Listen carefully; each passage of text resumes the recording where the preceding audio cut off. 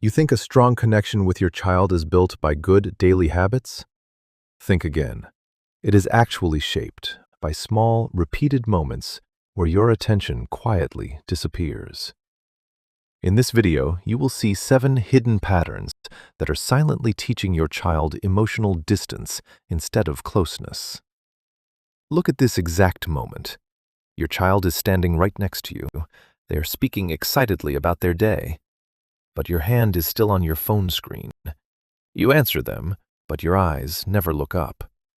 Inside your mind, a voice tells you to stop, but you tell yourself it's only a second, and you stay right where you are. In that moment, nothing feels wrong, but something is already being learned. You will understand what your child's brain actually records in these small interruptions, not your good intention, your actual pattern. And it all starts with something most parents underestimate: your attention. You think you're listening, but your child is measuring something else entirely. Imagine this. You're scrolling through your phone. Your child starts talking right beside you. You reply, but your eyes never leave the screen. You tell yourself that's enough, but it's not.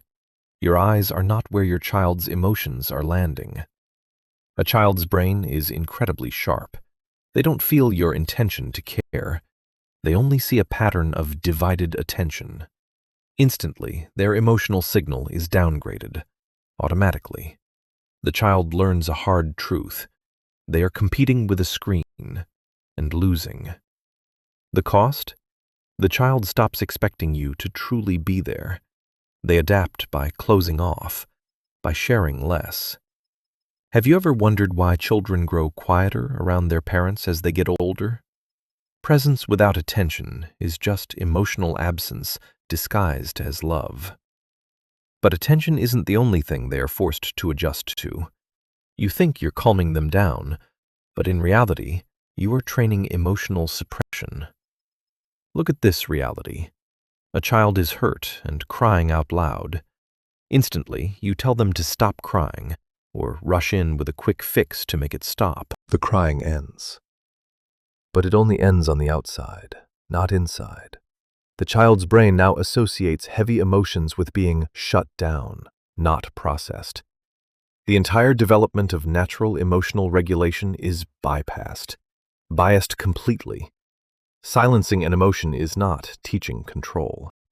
The child begins to believe, if I stop quickly, everything becomes easier. The cost? They learn to avoid deep emotional expression altogether. They become perfectly calm on the outside, but completely unprocessed within. Are you raising a peaceful child or a ticking time bomb? Unprocessed emotions don't disappear. They just reorganize silently. And this dangerous pattern becomes normal inside daily conversations too. It looks like a normal conversation, but in reality, it is a training session for emotional shutdown. Look at this daily loop. You ask your child, "How was your day?" They answer, "Fine." And you move on quickly back to your tasks. You think they are okay, but they are not. The child's brain has already predicted a low reward for emotional sharing.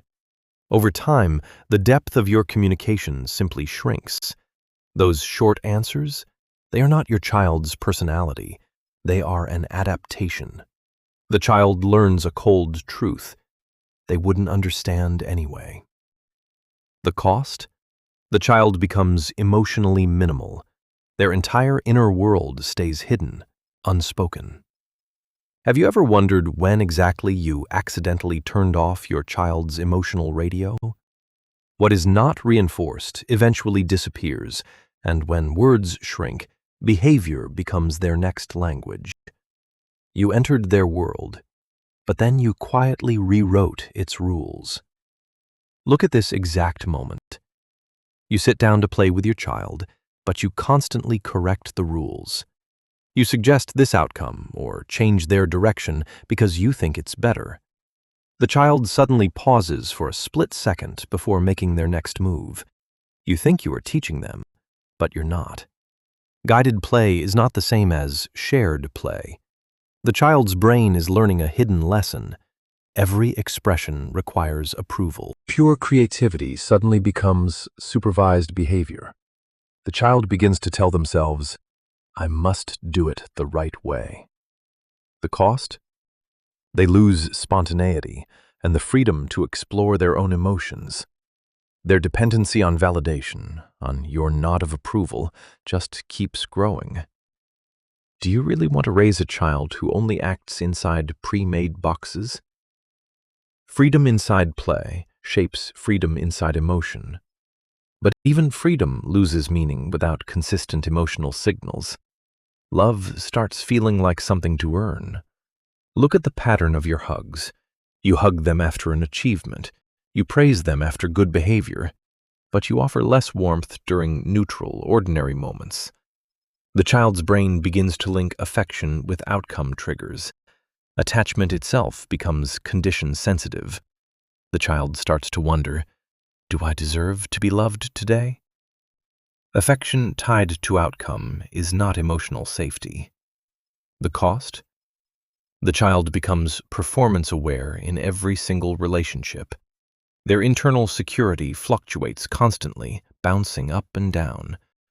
Do you really want your child to grow up believing they only matter when they perform? Consistency matters more than intensity in emotional bonding. And what they receive inside their home becomes what they repeat out there in the world. This is where parenting stops being intentional. Look at this deep contradiction. You constantly tell your child to be kind and patient, but you explode under stress. The sharp reaction, the cold tone. Your child will never copy your words. They mirror your tone. Mirror neurons override verbal lectures, completely crushing your advice. Your child learns your stress faster than your advice. Behavior under pressure becomes identity in the child. The cost? Their identity forms around your worst moments. Their internal values become a chaotic mess, conflict everywhere. Are you aware that they are learning from you even when you are not teaching? We don't raise children with what we say. We shape them in the exact moments we lose control. What builds connection with your child is not the good habits you try to perform. It is the emotional pattern your child repeatedly experiences whenever you are tired, distracted, or under pressure. Some parents are truly responding to their child. Others are just repeating their own default behaviors and calling it parenting. Your child is not remembering your lectures. They are learning your emotional timing. Notice just one single moment today when you were physically present, but mentally elsewhere. That small moment is part of the exact pattern your child is learning. If this perspective helped you see parenting differently, you can stay here for more quiet insights like this. Most meaningful changes start in the exact moments you usually overlook.